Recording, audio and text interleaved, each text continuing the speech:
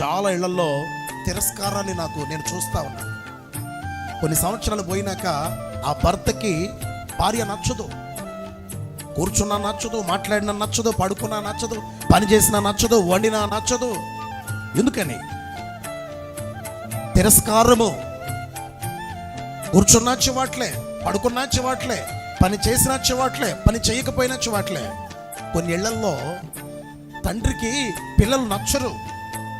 తిరస్కారము, తృణీకరిస్తూ ఏం చేసినా తప్పుపడతా ఉంటారు, ఏం చేసినా తృణీకరిస్తూ ఉంటారు. తిరస్కారము. స్నేహితుల మధ్యలో తిరస్కారానికి గురవుతున్నావా? నీ భర్త చేతిలో తిరస్కారానికి గురవుతున్నావా?